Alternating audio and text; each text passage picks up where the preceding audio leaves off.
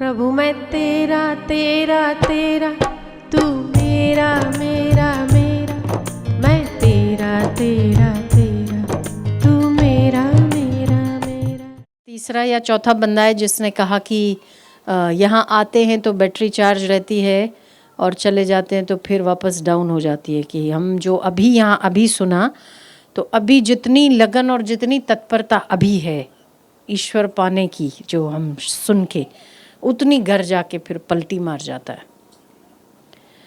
अगर तो हमारी तड़प ईश्वर पाने की हो ना, तो परमात्मा भी हमसे मिलने के लिए तड़पता है, पर हमारी होनी चाहिए। हमारी हो, जैसे एक लड़की किसी लड़के से मिलने के लिए तत्पर हो या तड़पती हो, तो सामने उसको भी ऐसा ही होता है कि मुझे मिलना चाहिए, मैं उसके बिना नहीं रह सकता या नहीं रह सकती।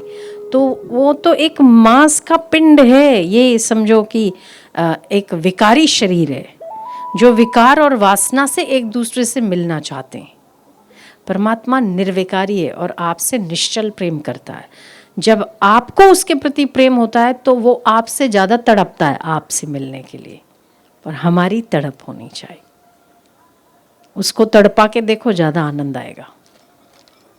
वो जो देगा उसके बाद वो बहुत बहुमूल्य है, बहुमूल्य है। एक शरीर को शरीर से मिलने से क्या मिलता है? कुछ भी नहीं, शक्ति का ह्रास, समय का ह्रास। पर परमात्मा का आपसे मिलने से जो कुछ मिलेगा उसका बयान नहीं हो सकता। उसे तड़पाओ, आपकी तड़प होगी तो वो भी आपसे मिलने को तड़पेगा। ये एक नहीं, 1000% बात सही है। अपनी तड़प होनी चाहिए। तो आप यहाँ हो तब तक ठीक है, घर जाते हो तो बिखर जाता है। आपकी बात सही है, माहौल ही ऐसा है, थोड़ा संसार में भटकान भी ज़्यादा है, पर फिर भी उसे जमाए रखने के लिए हर रोज सत्संग का श्रवण करते रहना चाहिए। अब मोबाइल रोज चार्ज करते हो कि नहीं? मोबाइल हर रोज चार्ज करते हो कि नहीं? क्यों क्यों करते हो?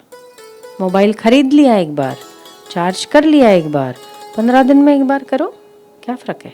रोज क्यों चार्ज करना पड़ता है? जब मोबाइल जैसी चीज़ उपयोग के लिए आपको सही से काम दे, उसके लिए मोबाइल भी हर रोज चार्ज करना पड़ता है, तो ये मन का क्या, जिसमें राग द्वेष, दूसरे की ईर्ष्या, अभिनिवेश, तू मैं, ऊंच नीच, लड़ाई झगड़े, काम क्रोध लोभ मोह, कितना बेचारा आपका मन कितनी मार सहन करता है, कितना मार खाता है। वो दिन में कई कई बार मरता है, भय में, क्रोध में।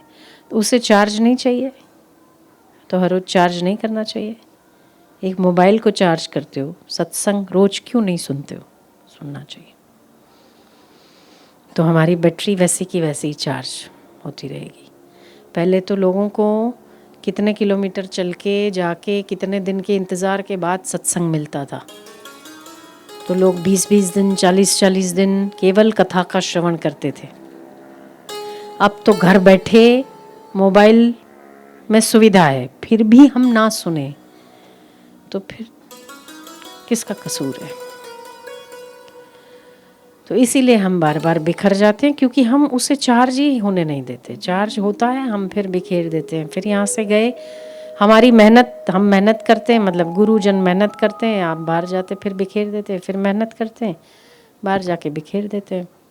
इसीलिए वो आपके चेहरे में, आपके व्यवहार में, इसीलिए तो बदलाव भी नहीं आता ना, क्योंकि हम केवल सुनते हैं, टाइम पास सुनते हैं। अगर तो हम तत्परता से लग जाएं, तो ऐसी कौन सी वस्तु है जो इस संसार में दुर्लभ हो? भगवान जैसा भगवान मिल जाए तो। अभी कुछ बच्चे आए थे, मैंने उनसे, पिछली बार आए थे तो मैंने कहा था ओमकार का जप किया करो, कॉन्फिडेंस बहुत कम है। फिर से आए, वैसे मुझे इतने सारे लोगों में कहाँ याद रहता है, पर उसकी शक्ल देख के मैंने फिर बोला, मैंने कहा तुम नहीं करते हो? बोले नहीं। एक आप 10 मिनट का ओमकार का जप नहीं कर सकते तो जीवन में क्या कर सकते हो? आप कुछ नहीं कर सकते। फिर हमें अच्छा नहीं हो रहा है, सफलता नहीं मिल रही है, ये नहीं मिल रहा, तो रोते ही रहना है, फिर क्या। तो हमारा मन यहाँ है तो ठीक है, फिर बाहर जाते हैं तो बिखर जाता है। तो क्या आपने कभी रोज सत्संग सुन के देखा है? आपको चार्ज करके देखा है? बैटरी चार्ज होती है ऐसे, सत्संग से चार्ज होके देखा है क्या आपने? देखा है? क्या अनुभव होता है? फिर प्रसन्नता जाती नहीं है। आप करो तो सही। जितनी मेहनत हम धन के उपार्जन या भोगों के संग्रह में करते हैं, उससे आधी मेहनत भी अगर हम परमात्मा के लिए करें ना, तो भी काम बन जाता है। पर हम सारे के सारा देते हैं संसार को, कुछ हिस्सा उसमें, कुछ दिनों में एक हिस्सा दे दिया, और फिर हम आशा करते हैं कि ईश्वर हमें मिल जाए, या हम आशा करते हैं कि हमारा मन वैसा ही रहे जैसा हम सत्संग में आते हैं जैसा बनता है। कैसे हो सकता है? तेल सस्ता होता ना तो ये जो करती है ना रात को सर्दियों में, वो भी तेल लगा के घूमती थी, तो ठंडी नहीं लगती उसको। सरसों का तेल लगा के घूमती, पर सस्ता नहीं ना उनके लिए। तो हम चिल्लाते तो हैं, मन बहुत दुखी। हमने क्या किया उसके लिए? हमने अपने रूटीन में क्या शामिल किया है?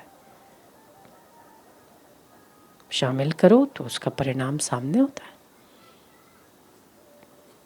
भूख लगे और चिल्लाना,